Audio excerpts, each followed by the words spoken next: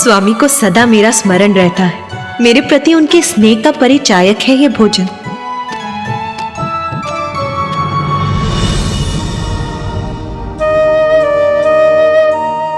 इसीलिए कितनी भी भूख क्यों ना लगी हो मुझे, मैं तो उसी भोजन की प्रतीक्षा करूंगी जो स्वामी ने मेरे लिए शेष रखा।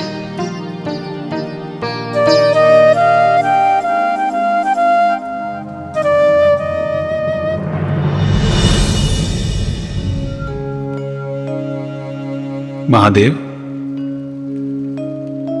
आपने वचन दिया था कि आज आप अधिक मात्रा में भोजन करेंगे, तो फिर आप अपनी थाल पर भोजन क्यों छोड़ रहे हैं? क्योंकि नारायण, मैं तो सदा उमा के लिए भोजन शेष रखता हूं। महादेव, आज आप देवी पार्वती के लिए भोजन कदापि शेष नहीं रखेंगे। नारायण, ये आप क्या कह रहे हैं? भोलेनाथ, आज कोई प्रश्न नहीं। जब आपने सब मुझ पर छोड़ा है तो मेरी लीला मेरे अनुसार ही होने दीजिए।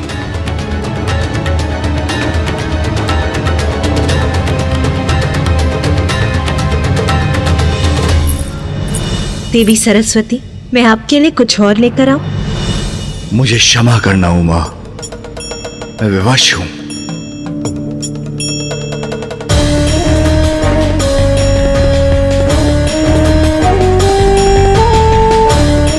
नारायण को वचन दिया है, इसलिए मुझे ऐसा करना ही होगा।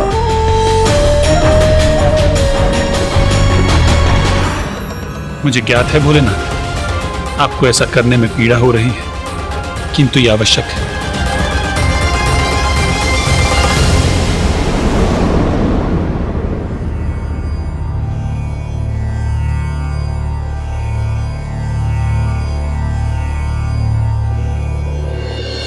सब कुछ बहुत अच्छे से हो गया ना स्वामी? भ्राता नारायण, देवी लक्ष्मी, देवी सरस्वती और ब्रह्मदेव सभी ने बहुत मन से भोजन किया। सभी बहुत प्रसन्न हुए, है ना नाथ? हाँ हाँ, मुझे ज्ञात है आप क्या कहना चाह रहे हैं। चिंता मत कीजिए, मैं भी भोजन करने ही जा रही हूँ। उचित है उमा, तो मैं ध्यान में बैठता हूं।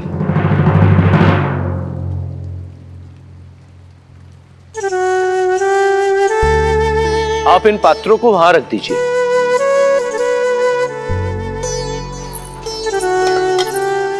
नंदी जी, सभी गणों को भोजन दे दिया ना?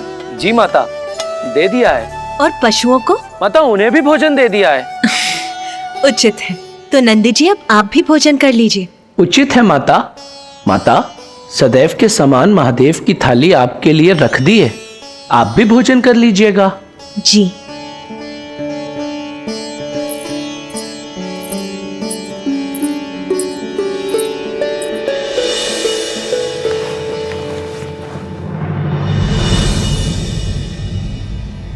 ओम नमः शिवाय।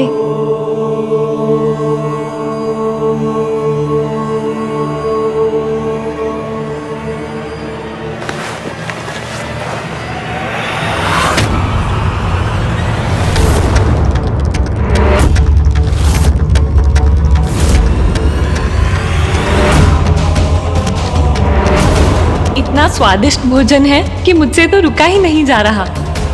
आप भी हमारे साथ भोजन कीजिए। देवी सरस्वती, मैं अपनी थाल कभी नहीं लगाती। स्वामी भोजन के बाद अपनी थाल में जो छोड़ देते हैं, मैं वही ग्रहण करती हूँ। ये क्या?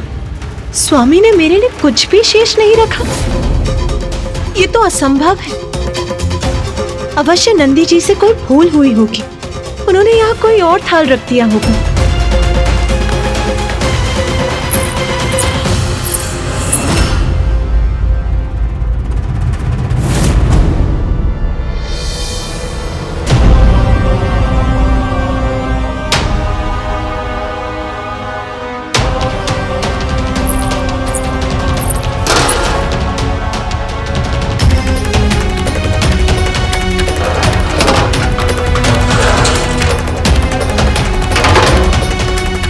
मैंने सबको भोजन कराया, किंतु मेरे लिए भोजन नहीं था। और तो और महादेव ने भी मेरे लिए भोजन शेष नहीं छोड़ा।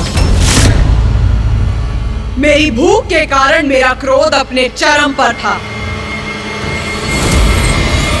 रसोई में तो अन्न का एक दाना भी शेष नहीं। मुझे इतनी भूख लगी है और यहाँ तनिक भी भोजन नहीं है। बहन पार्वती,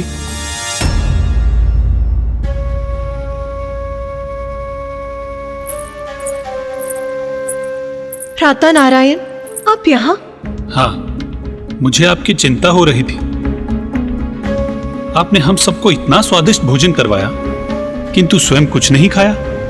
किंतु आपका भ्राता होने के नाते मैं केवल ये देखने आया था कि आपने कुछ ग्रहण किया अथवा नहीं। नहीं भ्राता, देखिए ना, महादेव को भली भांति ज्ञात है कि मैं उन्हीं की थाल से खाती हूँ, फिर भी उन्होंने मेरे लिए कुछ नहीं छोड़ा। कुछ नहीं छोड़ा? सर्वथा अनुचित किया महादेव ने। महादेव आपके पति है। पति भर्ता होता है और पति का दायित्व होता है कि वो अपनी पत्नी का भरण पोषण करे। इसलिए महादेव से मांग करने का, उनसे पूछने का कि उन्होंने ऐसा अनुचित कार्य क्यों किया, आपका अधिकार है।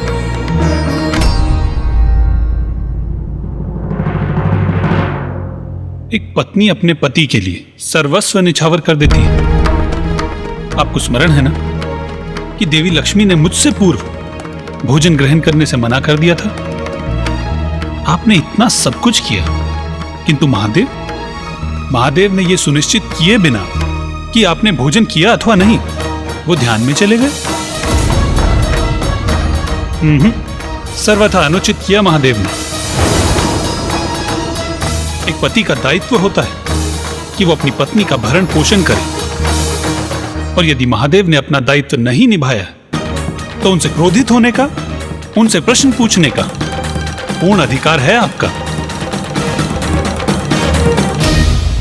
आप उचित कह रहे हैं भ्राता नारायण। मैं भूख से व्याकुल हो रही हूँ और महादेव को मेरी तनिक भी चिंता नहीं।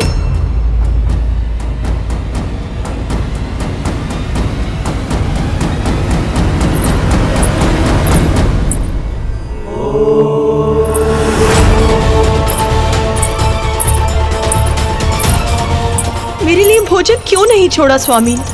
इतना अनुचित क्यों किया उन्होंने, ये ज्ञात होते हुए भी कि मैं भूख से व्याकुल हो रही।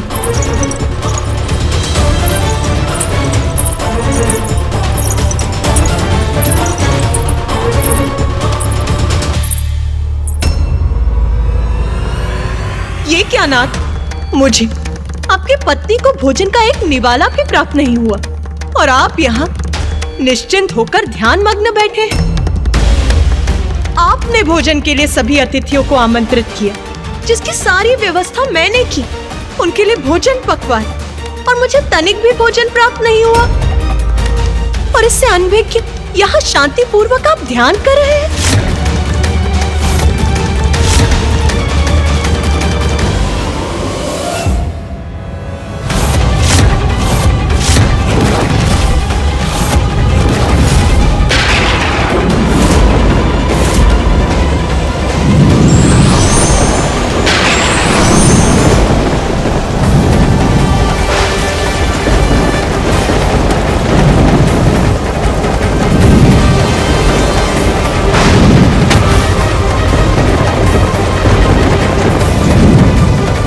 मैंने आपसे मात्र इतनी सी मांग की थी कि आप अपने भोजन में से मेरे लिए थोड़ा सा भोजन शेष रखें, किंतु क्या ऐसा किया आपने? नहीं।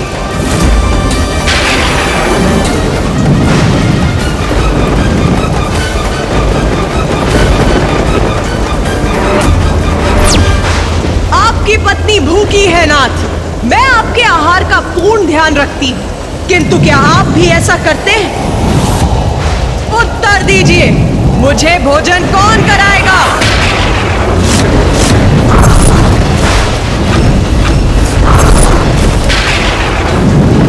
उचित है, यदि मेरे पति मेरा ध्यान नहीं रखेंगे तो मैं अपना ध्यान स्वयं रखूंगी। वैसे भी जगत जननी हूं मैं, संपूर्ण जगत का ध्यान रखती हूं, तो अपना ध्यान क्यों नहीं रख सकती? यदि आप आपको मेरी चिंता नहीं है महादेव, तो मैं अब स्वयं अपनी भूख मिटाऊंगी, स्वयं अपनी भूख मिटाऊंगी। यदि आपको मेरी चिंता नहीं है महादेव, तो मैं अब स्वयं अपनी भूख मिटाऊंगी।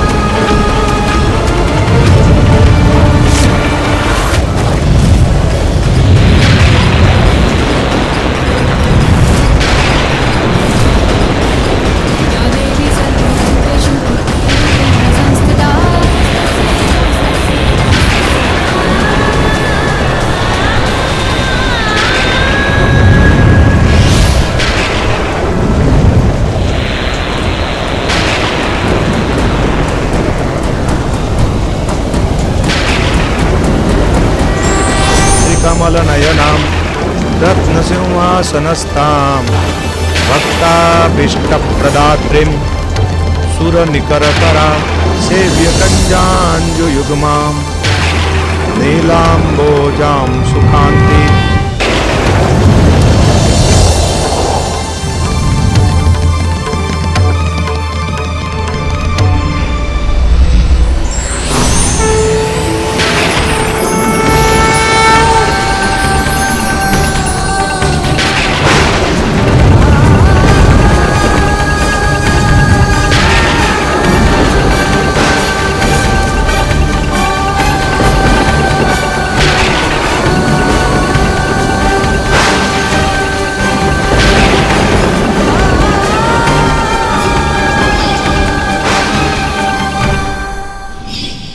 अपनी भूख मिटाने के लिए मैं क्या कर बैठी?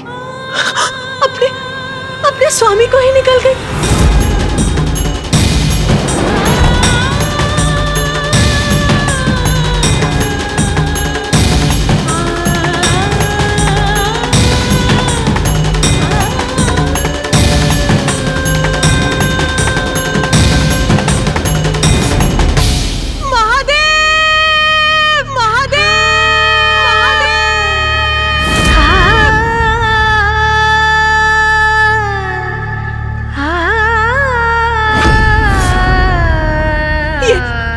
मुझसे क्या हो गया नाथ?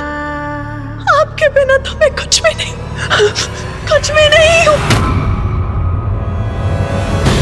और जब महादेव मेरे उदर में समाहित हुए तो मुझ में एक बड़ा परिवर्तन आया। महादेव से रिक्त मैं एकाकी रह गई।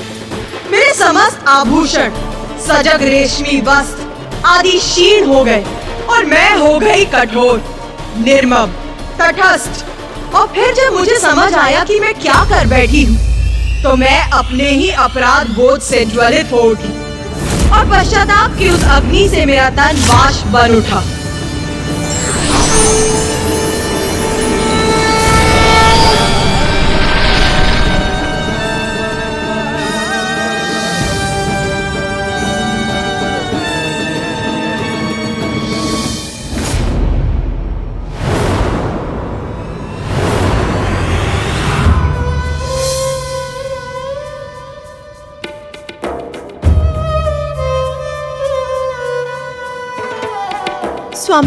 स्वामी मुझे क्षमा कर दीजिए।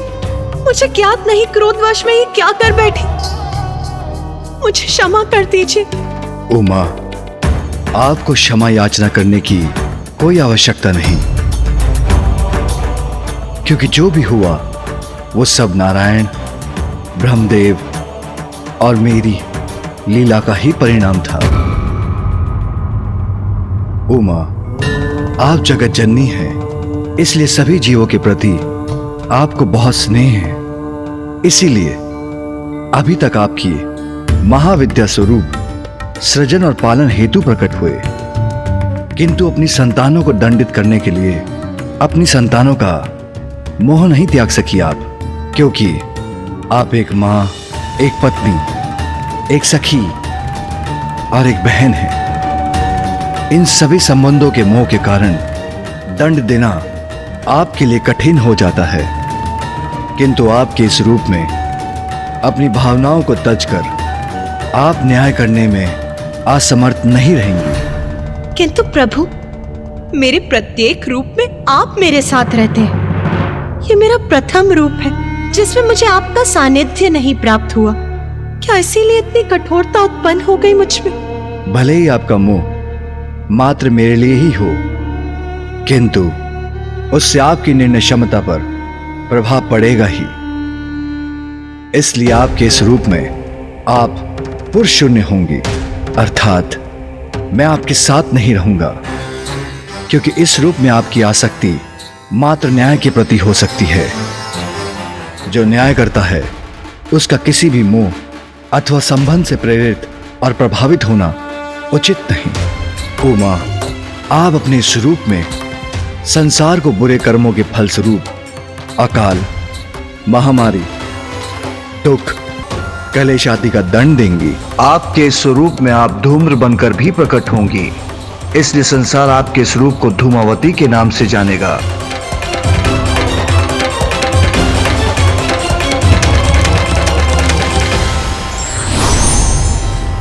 हमें क्षमा कर दीजिए देवी पार्वती, हम ये लीला करने पर बाध्य हो गए थे, जिससे आपका सप्तम महाविद्या स्वरूप प्रकट हो सके। देवी पार्वती, आप देवी धूमावती रूप में सदैव श्रेष्ठ न्याय करने का अति आवश्यक दायित्व निभाएंगी, क्योंकि जब बुराई के पथ पर चलने वाले अपने जीवन काल में दंडित होंगे तो वो स्वयं को सुधार कर अपने शेष जीवन में अच्छे कर्म करने को प्रेरित भी होंगे। उमा, हमें ज्ञात है आपका 16 श्रृंगार आपके लिए अत्यंत महत्वपूर्ण है, जैसे सुमंगली कड़ियां, आपके केश की चोटियां, सिंदूर, आपके शीश को सुशोभित करने वाले पुष्प, मंगलसूत्र, बिछियां, इन सभी का परित्याग करने के लिए कह रहे हैं हम। और उससे भी अधिक आपको मुझसे दूर रहना होगा, क्योंकि संसार के कल्याण के लिए आपको यह अवतार लेना ही होगा। आपने तो सदा सृष्टि को अपने से ऊपर रखा है, इसलिए मैं एक बार पुनः अनुरोध करता हूं, आप एक बार पुनः संसार के कल्याण के लिए ये सब त्याग दीजिए प्रिय, ये सब त्याग दीजिए प्रिय, ये सब त्याग दीजिए प्रिय।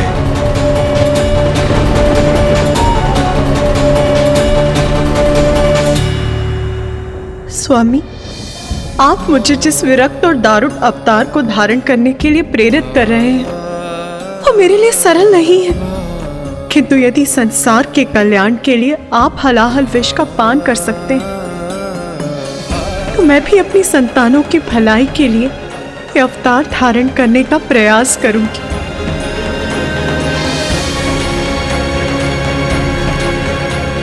मुझसे दूर रहना तो आपके लिए भी सरल नहीं होगा नाथ, किंतु यदि मुझे निष्पक्ष होकर न्याय करने हेतु ये पुरुष शून्य अवतार लेना होगा तो मुझे ये भी स्वीकार है।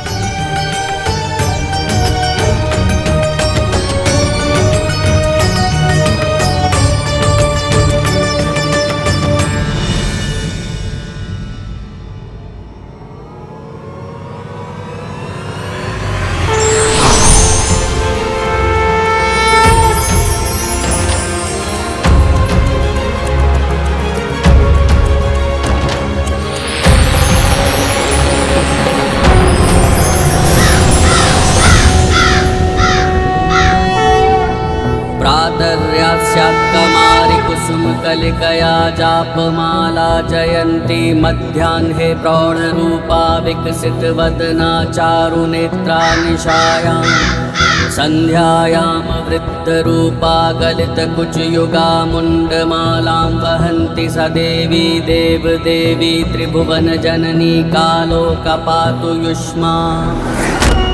बाहर के शत्रु का सामना तो व्यक्ति कर सकता है, किंतु अंतर में ही दोष हो तो उसका निवारण आपकी कृपा और सहायता से ही हो सकता है। किंतु इसके लिए आपने अपना कौन सा रूप धारण किया माता?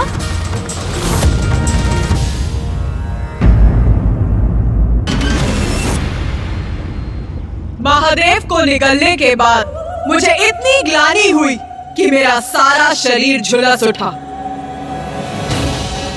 और इसीलिए मेरे इस स्वरूप का नाम ही पड़ा देवी धूमावती। देवी धूमावती मेरी महाविद्या धूमावती संसार में प्राणियों को उनके बुरे कर्मों का फल देने, उन्हें पीड़ा देकर दंडित करने, अकाल, महामारी, कलेश, दरिद्रता आदि उत्पन्न करती है। देवी लक्ष्मी की बड़ी बहन ज्येष्ठा भी इन्हीं का बड़ा रूप है।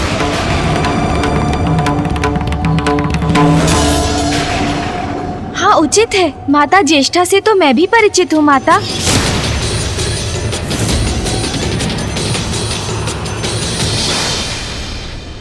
माता, हमें बताने की कृपा करें कि आपके इस रूप की पूजा से आपके उत्तम भक्तों को कैसा सुफल प्राप्त होता है। देवी धूमावती जिनसे प्रसन्न होती है उसे संसार में समस्त सुख, यहाँ तक कि मोक्ष भी प्राप्त होता है।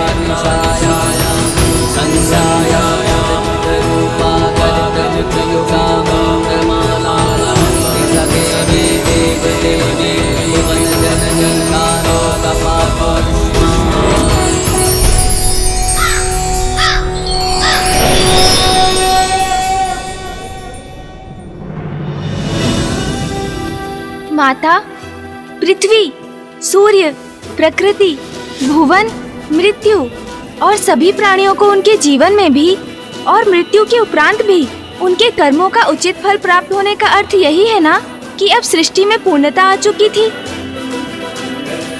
पूर्णता और संतुलन में बहुत बड़ा भेद है गणेश।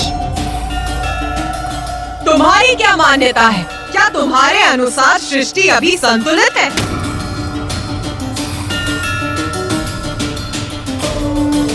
मैं देवी धूमावती के रूप में पक्षपात रहित न्याय के लिए प्रसिद्ध हुई।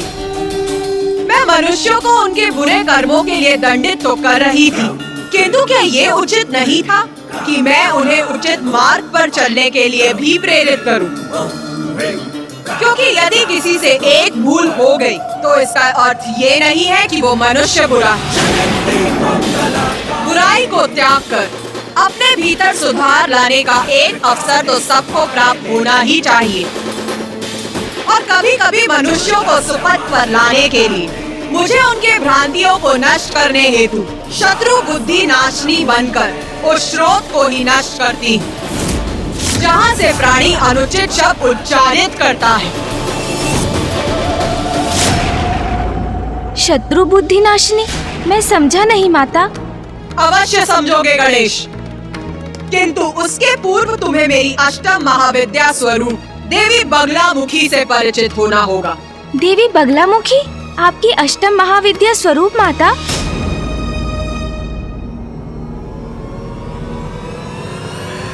हाँ गणेश, संतान को जन्म देने मात्र से ही माता पिता के कार्य पूर्ण नहीं होते।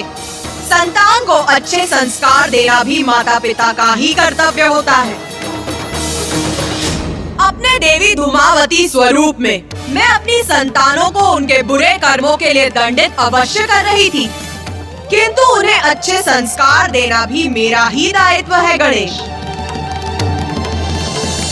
हाँ माता, जैसे मेरी माँ के रूप में आपने मुझे सदैव सुपथ पर चलने की प्रेरणा दी, मुझे सदैव अच्छे संस्कार सिखाए। हाँ गणेश, तो हम सभी को ये भी बताओ कि किसी को अच्छे संस्कार कैसे सिखाए जाते हैं।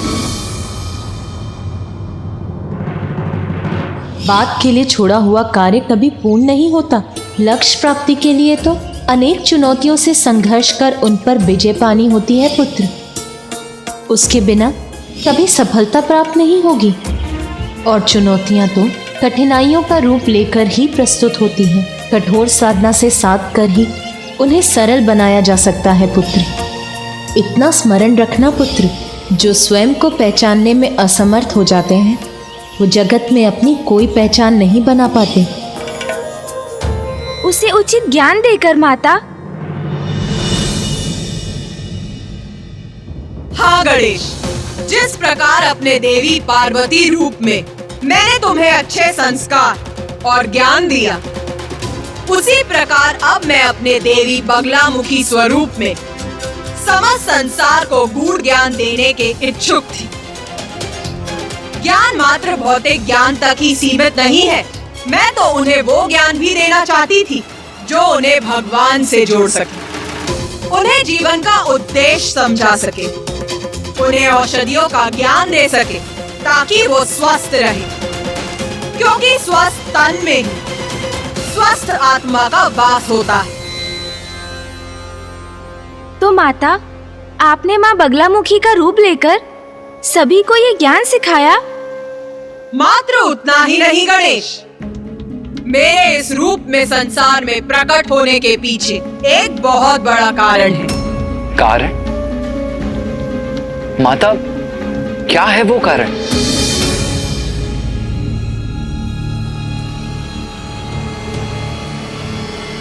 एक असुर त्रिकुर।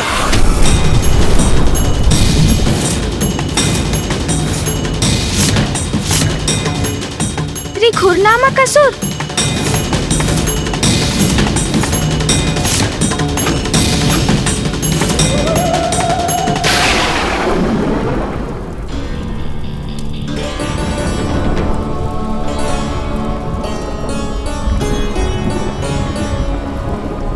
अरे व्रथामती, क्या हुआ?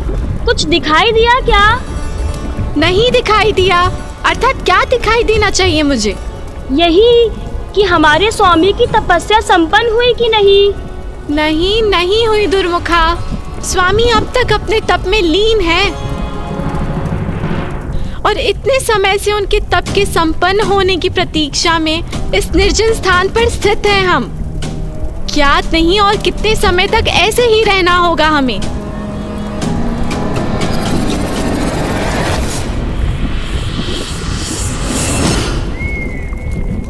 ओम ब्रह्मदेवाय नमः। ओम ब्रह्मदेवाय नमः। ओम ब्रह्मदेवाय नमः। ओम ब्रह्मदेवाय नमः। ओम ब्रह्मदेवाय नमः। ओम ब्रह्मदेवाय नमः। ओम ब्रह्मदेवाय नमः। ओम ब्रह्मदेवाय नमः।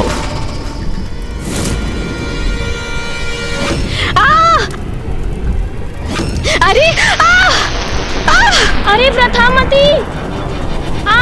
अरे व्रथामती, देखकर नहीं गिर सकती थी क्या? दुर्मुखा, तुम देखकर खड़ी नहीं हो सकती थी क्या? गिरा दिया मुझे। एक तो तब से स्वामी की तपस्या संपन्न ना होने के कारण इतनी चिंतित हूँ मैं, और अब तो गिरकर आहत भी हो गई। व्रथामती, वो स्वामी है हमारे। अब जहाँ वो रहेंगे हम वही रहेंगे ना। तनिक कल्पना करो, जब स्वामी को ब्रह्मदेव का वरदान प्राप्त होगा तो कितने शक्तिशाली हो जाएंगे वो, है ना? स्वामी की चाटुकार सेविका, कब होगा ये? कब बनेंगे वो शक्तिशाली? इतना दीर्घ समय हो गया, उनका तप संपन्न ही नहीं हो रहा। अब चाटुकार हूँ तो अपनी स्वामी की ना। और वैसे तुम भी तो यहीं स्थित हो तब से, इसी लोभ में ना कि जब स्वामी को ब्रह्मदेव का वरदान प्राप्त होगा तो तुम्हें भी लाभ होगा। क्यों प्रथामती? ओम ब्रह्मदेवाय नमः। ओम ब्रह्मदेवाय नमः। ओम ब्रह्मदेवाय नमः। ओम ब्रह्मदेवाय नमः। ओम ब्रह्मदेवाय नमः।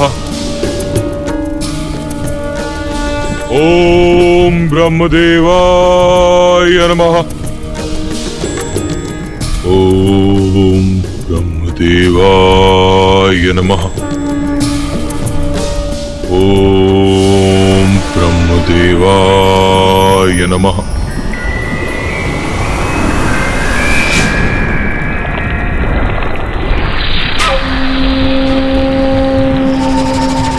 पुत्र त्रिखुर,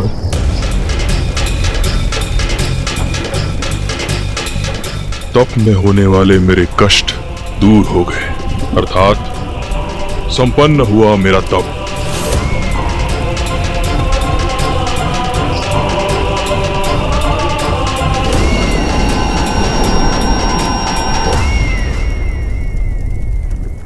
ब्रह्मदेव, मेरे आराध्य, अंततः आप आ ही गए मुझे दर्शन देने।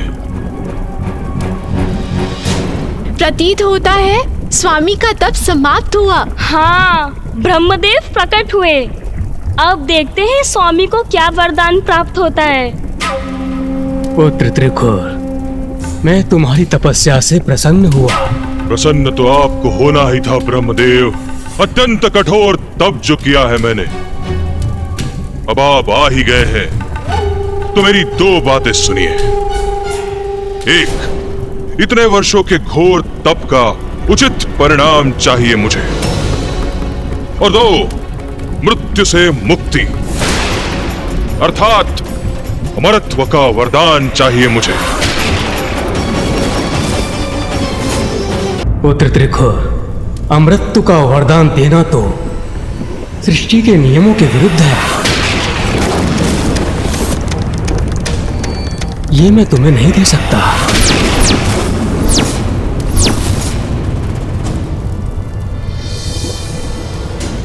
अमृतत्व के सिवाय अगर तुम्हें कोई और वरदान चाहिए तो मांगो।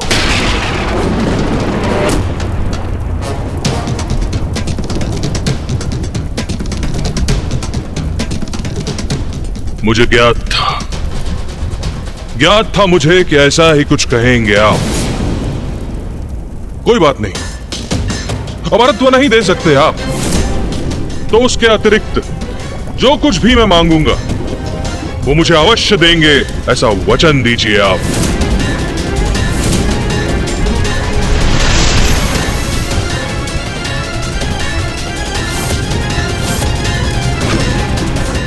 मैं वचन देता हूं वत्स, मांगो। क्या मांगना चाहते हो?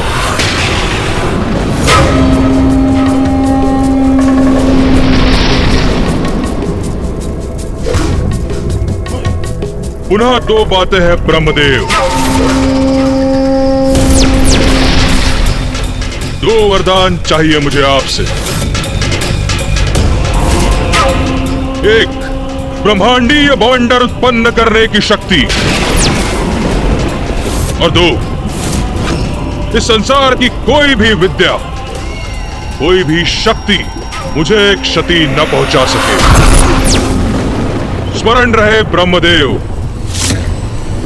त्रिदेवों की विद्या भी नहीं,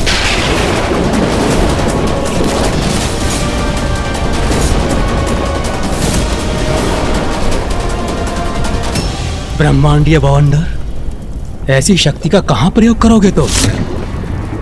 इससे क्या लाभ प्राप्त होगा तुम्हें? ब्रह्मदेव, पुनः दो बातें हैं। एक, अब और कोई प्रश्न नहीं सुनना चाहता मैं। और दो, जो वचन दिया है आपने उसे पूर्ण कीजिए आप। ब्रह्मांडीय बवंडर अर्थात पथा शक्ति दे दूं इसे। वचन दिया है मैंने, उसकी मर्यादा भी भंग नहीं कर सकता मैं। इसे इसका इच्छित वरदान तो देना ही होगा मुझे।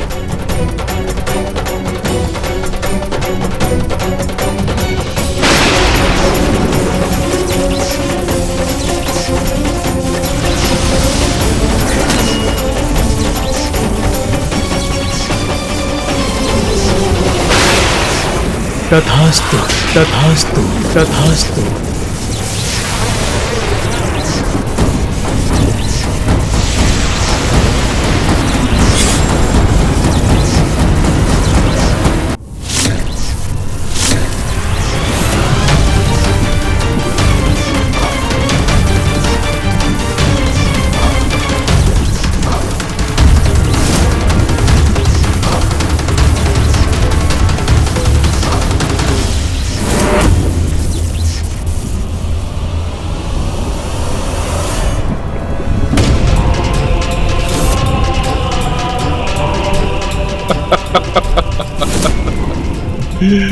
ये शक्ति अब मेरे हाथों में आ गई है। अब इसका इच्छानुसार प्रयोग करूंगा मैं। धन्यवाद ब्रह्मदेव, धन्यवाद।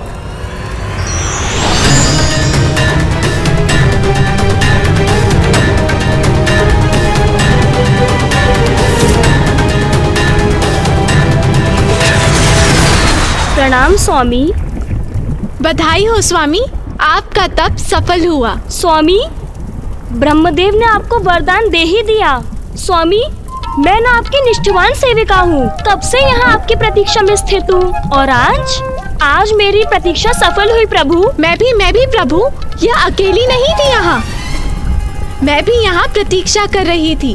नहीं प्रभु, स्वामी, मैं प्रतीक्षा कर रही थी आपकी कब से। मैं भी थी यहाँ पर। नहीं प्रभु, मैं कर रही थी। बालकों के समान आपस में उलझना बंद करो तुम लोग। अभी और बहुत कार्य कर रहा है हमें। स्वामी, कार्य? कैसा कार्य? अब तो आपको वरदान प्राप्त हो गया है और ये दंड भी, और फिर कोई कार्य क्यों करेंगे आप?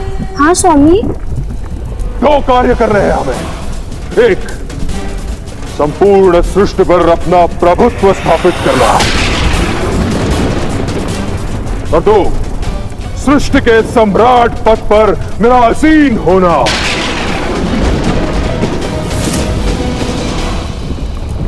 स्वामी, आपके इस कार्य में तो बड़ी प्रसन्नता से सहायक बनेंगे हम। ब्रह्मांड के सम्राट की सहयोगी होंगी हम। बहुत आनंद आएगा हमें। अब संपूर्ण ब्रह्मांड मेरी मस्ती में होगा, मेरी मस्ती में होगा।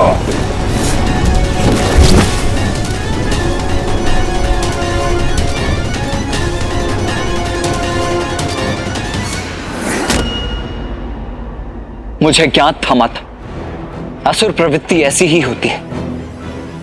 उसने वरदान भी मांगा तो ऐसे अहितकर उद्देश्य के लिए। हाँ कार्तिकेय, ये असुर सर्वप्रथम हमारी भक्ति कर हमसे वरदान प्राप्त करते हैं और फिर उस वरदान की शक्ति से विनाश का आरंभ करते हैं।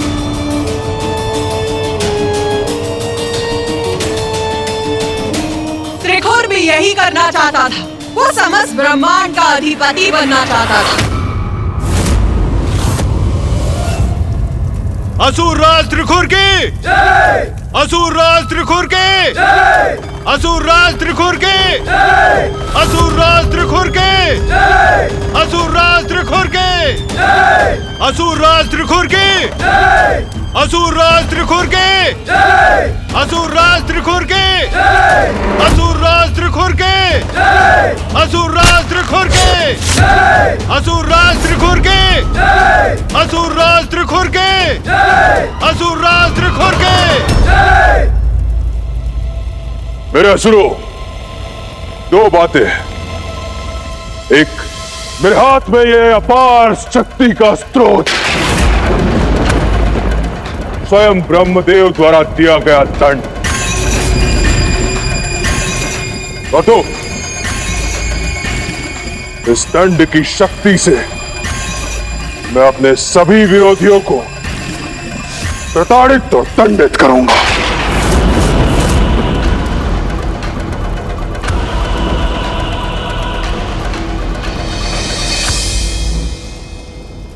ब्रह्मदेव का वरदान प्राप्त है मुझे।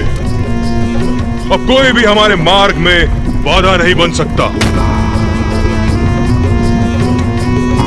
युद्ध कैसा भी हो, विजय हमारी ही होगी। जो भी मेरे मार्ग में आएगा उसका विनाश करूंगा मैं।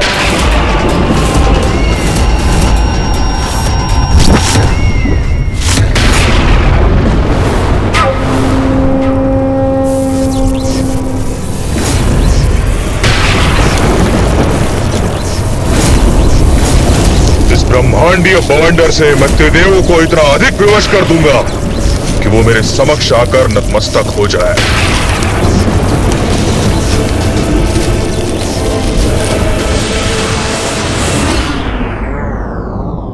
वो दुष्ट असुर अपने वरदान को शस्त्र बनाकर अपने समक्ष त्रिदेवों को विवश करना चाहता था। युद्ध कैसा भी हो, विजय हमारी ही होगी।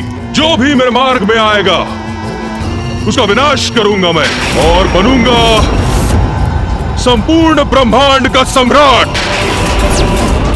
जब अहंकारी त्रिखुर अपनी राजसभा में घोषणा कर रहा था, तभी वहां उसकी पत्नी ने आकर उसके विवेक को जागृत करने का प्रयास किया। किंतु अहंकार के मद में तो किसी की भी बुद्धि का विनाश हो जाता है। फिर त्रिखुर तो एक असुर ही था। महारानी तृप्ता, बस।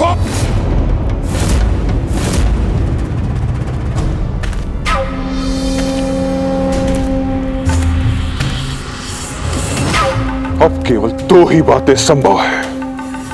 एक, आप मेरे साथ हैं। दो, आप मेरे विरुद्ध हैं। कहिए, क्या चुनेंगे आप? ब्रह्मांड विजय की अपनी अनुचित महत्वाकांक्षा में और चाटुकारों की चाटुकारिता में वो इतना डूब चुका था कि उसकी पत्नी द्वारा उसको सुपथ पर लाने का प्रयास विफल ही नहीं हुआ। उससे वो अहंकारी त्रिखुर और उत्तेजित हो उठा। बस, बहुत हुआ। जो भी है, जैसी भी है, मेरे प्रति निष्ठावान है। जबकि मेरी अपनी पत्नी उन त्रिदेवों के प्रति निष्ठा रखती है। और रही बात उन त्रिदेवों की, तो तुम देखती जाओ। ऐसा भवंडर उत्पन्न करूंगा कि उन त्रिदेवों को भी मुझे अपना प्रभु मानने के लिए विवश होना पड़ेगा। जो भी मेरे मार्ग में आएगा उसे नष्ट कर दूंगा मैं। जिस उद्देश्य प्राप्ति के लिए तप किया था मैंने, उसे पाकर रहूंगा मैं।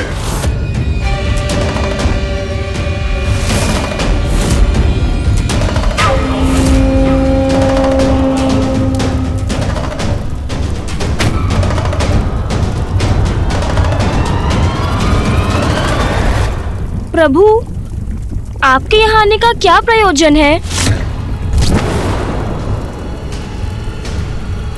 नतमस्तक होंगे ये त्रिदेव मेरे सामने। उसी का उपाय करने आया हूं यहां।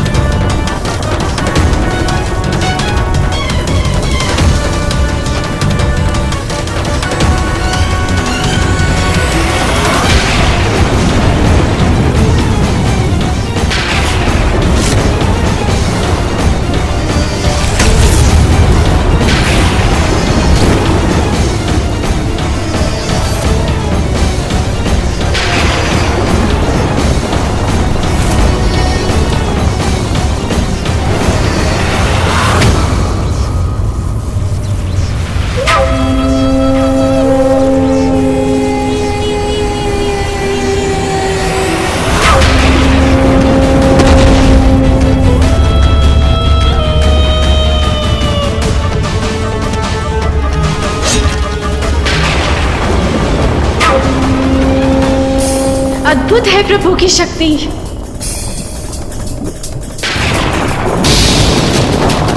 ऐसा प्रचंड वायु वेग, ऐसा भयंकर बवंडर, आश्चर्य।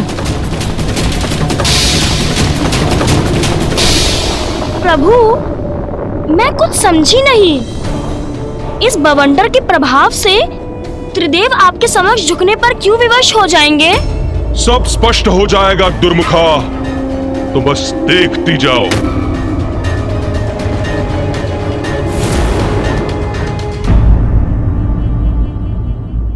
वो दुष्ट असुर अपने वरदान को शस्त्र बनाकर अपने समक्ष त्रिदेवों को विवश करना चाहता था।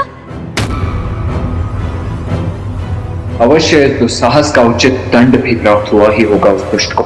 ब्रह्मदेव के वरदान की शक्ति से त्रिखुर द्वारा उत्पन्न वो बवंडर कोई साधारण बवंडर नहीं था। कुछ ही समय में वो अपने समीप सब कुछ निगल गया। विशाल पर्वतों के बाद उसका लक्ष्य अब उल्का पिंड बने।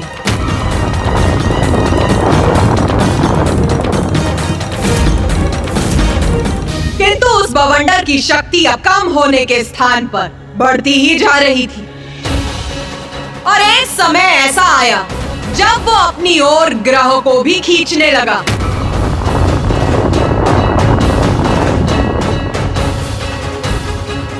यहाँ तक कि स्वर्गलोक भी उसके प्रभाव से अछूता नहीं रहा।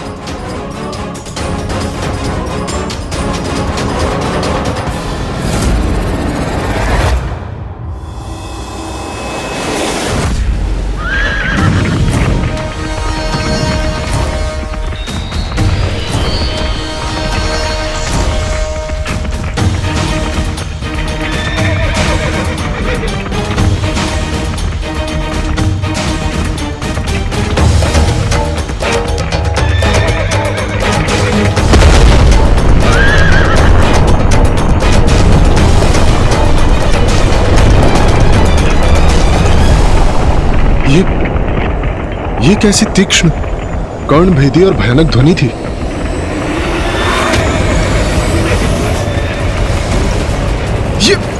ये क्या हो रहा है? मेरा संतुलन क्यों बिगड़ रहा है?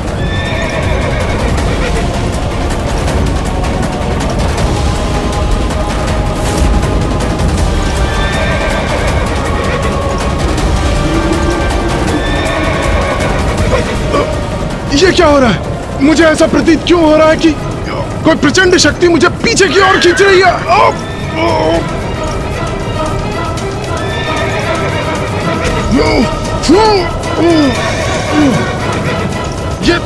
ये प्रचंड वायु प्रवाह का बवंडर कैसा है?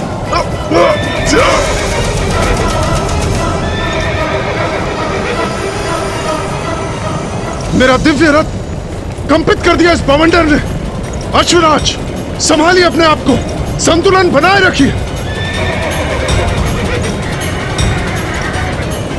मेरे अश्व व्याकुल हो रहे हैं, मेरे अश्व पीछे खींचे जा रहे हैं, किंतु मुझे इन्हें संभालना होगा, इन्हें पीछे जाने से रोकना होगा। संभालिए अपने आप को अश्वराज, संभालिए अपने आप को। आगे बढ़िए।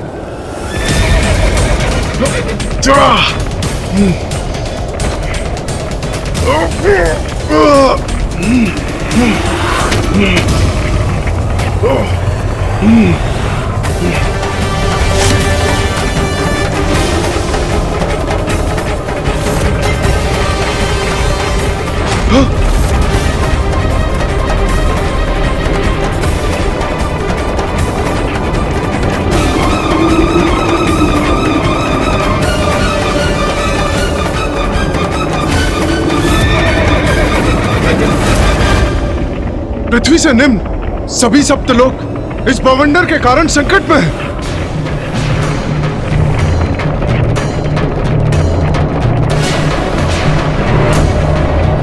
इसके प्रभाव से सभी कंपित हो रहे हैं। अब तो ये बवंडर सभी लोगों को लील रहा है। ये कैसे संभव है? हाँ?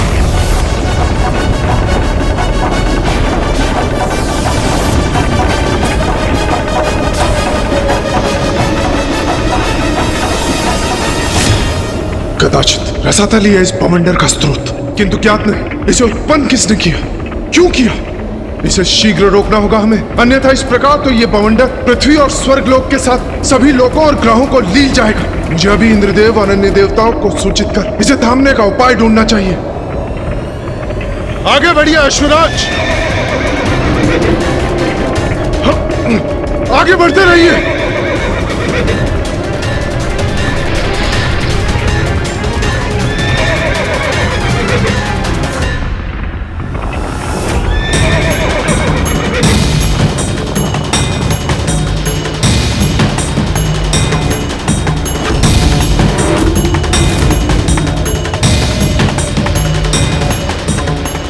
कैसी भयंकर ध्वनि है, जैसे वायु का तीव्र प्रभाव।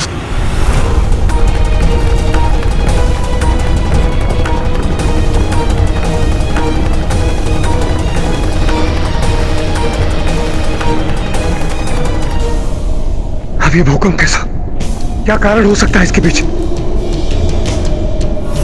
ये कैसा संकट है जिसके कारण स्वर्गलोक असंतुलित हो उठा है? इंद्रदेव! सूर्यदेव, अवश्य सूर्यदेव के पास कोई समाचार होगा। उचित है। इंद्रदेव, रसातल लोक में अवश्य कोई अनिष्टकारी शक्ति उत्पन्न हो रही है।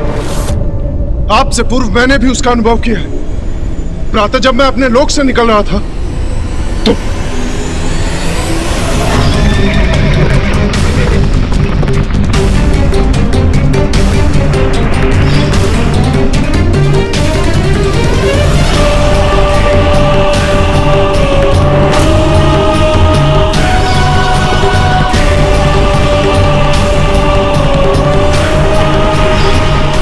ये कैसी विकट स्थिति उत्पन्न हो। देवराज इंद्र को भली भांति ज्ञात हो गया कि स्थिति नियंत्रण से बाहर जा रही थी। कुछ ही समय में वो अदृश्य अनिष्टकारी शक्ति पृथ्वी, ग्रहों, सूर्य, चंद्र और स्वर्गलोक को भी निगलने वाली थी। तो इंद्रदेव ने अविलंब सृष्टि रचयिता ब्रह्मदेव जी के समक्ष प्रस्तुत होकर उनसे ही सहायता की गुहार लगाई। ब्रह्मदेव, हम उस बवंडर के स्रोत को ढूंढने रसातल भी जा सकते थे, किंतु उसका अनिष्टकारी प्रभाव इतनी शीघ्रता से बढ़ रहा था कि समय व्यर्थ किए बिना आपके समक्ष आना ही मैंने उचित समझा।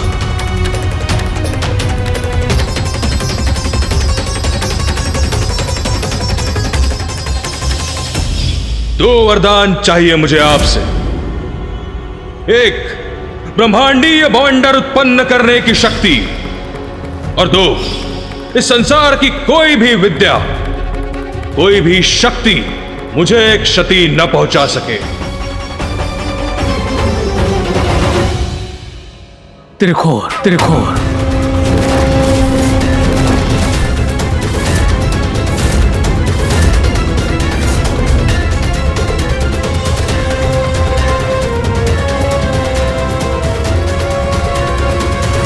त्रिखुर? कौन है ये त्रिखुर ब्रह्मदेव? देवराज, असुर त्रिखुर मेरा परम भक्त है। उसने मुझे अपने कठोर तप से प्रसन्न कर ब्रह्मांडीय बवंडर उत्पन्न करने की शक्ति प्राप्त की है। ब्रह्मदेव, आपके दिए वरदान से वो दुष्ट असुर ऐसा बवंडर उत्पन्न कर रहा है कि जिसे रोका ना गया तो समस्त सृष्टि नष्ट हो जाएगी। देवराज, मैं स्वयं उसे समझाऊंगा कि वो सर्वथा अनुचित कर रहा है। मुझे पूर्ण विश्वास है वो मेरे आदेश का सम्मान अवश्य करेगा। ब्रह्मदेव, यदि अनुमति हो तो हम सब भी आपके साथ चलें। नहीं देवराज, यदि आप सब लोग मेरे साथ जाएंगे तो हो सकता है कि वो इसे अपने विरुद्ध एक चुनौती समझकर उत्तेजित हो जाए। आप चिंता ना करें, मेरा परम भक्त है वो। मेरे आदेश को कदापि नहीं ठुकराएगा, अवश्य रोकेगा इस बवंडर को वो, और समस्त लोगों एवं ग्रहों को इस संकट से मुक्त करेगा। प्रणाम ब्रह्मदेव।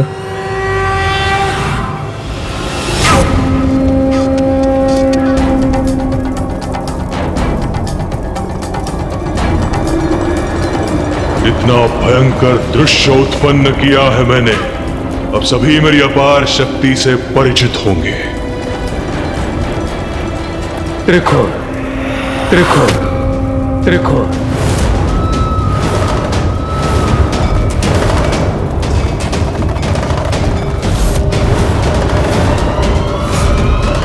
ब्रह्मदेव यहाँ?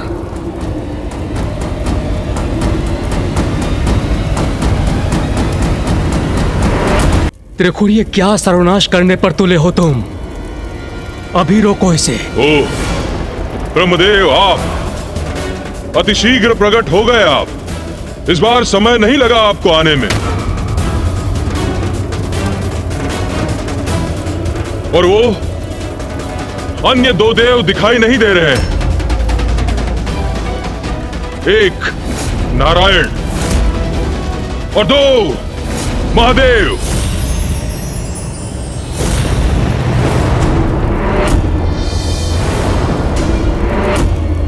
जाइए ब्रह्मदेव, उन दोनों को भी बुला लीजिए।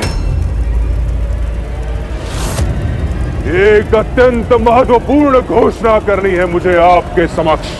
त्रिखुर, मैंने तुम्हें वरदान इसलिए दिया था कि तुम कुछ हित कर सको, किंतु भूल की मैंने। ये भूल कर कि अंततः तुम हो तो एक असुर ही।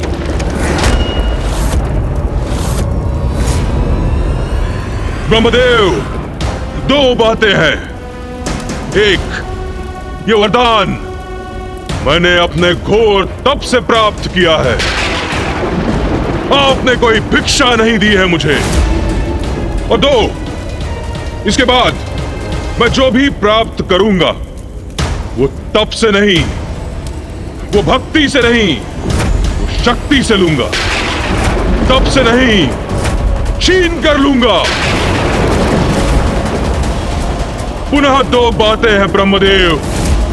एक, कि आप त्रिदेव मेरी अधीनता स्वीकार करें, और त्रिदेवों पर विजय पाते ही स्वर्ग सहित समस्त लोग स्वतः मेरे अधीन हो जाएंगे, और मैं त्रिदेवों से भी उच्च पद पर स्थित हो जाऊंगा। और दो, यदि आप त्रिदेव ऐसा नहीं करेंगे तो मैं अपने ब्रह्मांडीय बवंडर से संपूर्ण ब्रह्मांड को नष्ट कर दूंगा। तो आप त्रिदेव भी कहां शेष रहेंगे ब्रह्मदेव। ब्रह्मांड के साथ नष्ट हो जाएंगे आप सभी।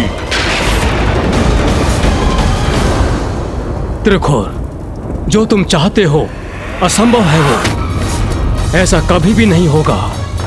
अभी भी समय है, संभल जाओ। एक उत्तम असुर राजा बनने के सभी गुण हैं तुम में, परंतु अन्य का अहित करना छोड़ दो। उससे तुम्हें कुछ भी प्राप्त नहीं होगा।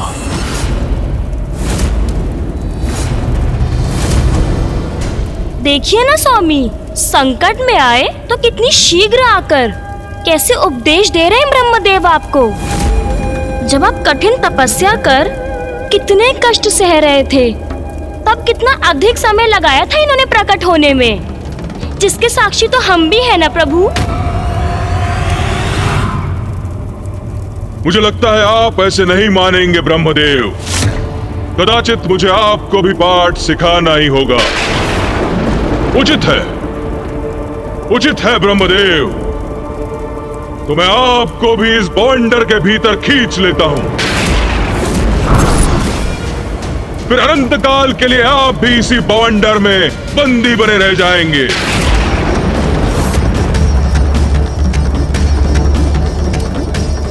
ये दुष्ट मेरा सुझाव स्वीकार करने के स्थान पर मुझसे ही उद्दंडता कर रहा है।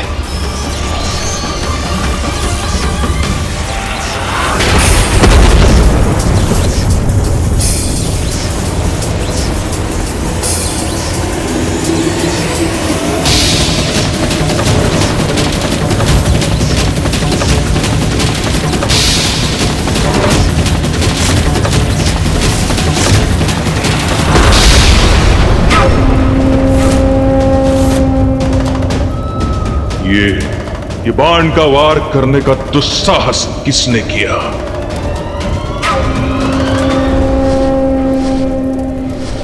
आकाश मार्ग से ये कौन आ रहा है यहां? देखो तो।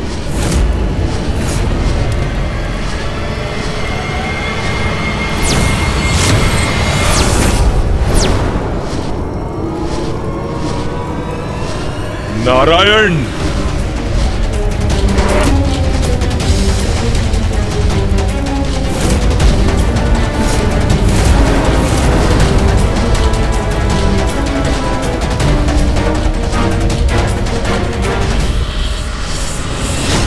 तो आप भी यहां आ ही गए नारायण। उचित है, आपका यहां आगमन भी उचित ही है। अब केवल उस महादेव की प्रतीक्षा है, वो एक बार आ जाए, उसके पश्चात आप तीनों एक साथ नमन करना मुझे। तत्पश्चात आपके सभी अपराध क्षमा कर दूंगा मैं। मूर्ख असुर, जिन ब्रह्मदेव ने तुझे वरदान दिया, जिनके बल पर तू सृष्टि पर विजय पाने चला था, उन्हीं पर प्रहार कर दिया। दो बातें हैं नारायण। एक, मैं असुरराज त्रिखुर हूं।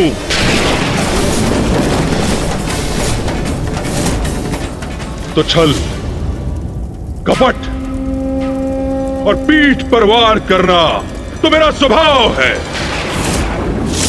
और दो, मुझे मूर्ख बुलाने का दुस्साहस कैसे किया आपने? आप दोनों को कष्ट तो नहीं पहुंचाऊंगा मैं, किंतु आपके किए प्रत्येक अपमान के परिणाम स्वरूप आपकी सृष्टि को अवश्य कष्ट दूंगा मैं।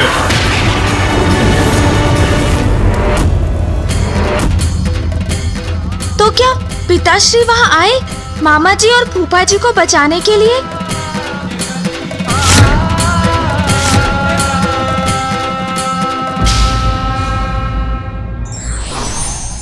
बल का अंधकार व्यक्ति का विवेक हर लेता है, जो उसके ही पतन का कारण बन सकता है।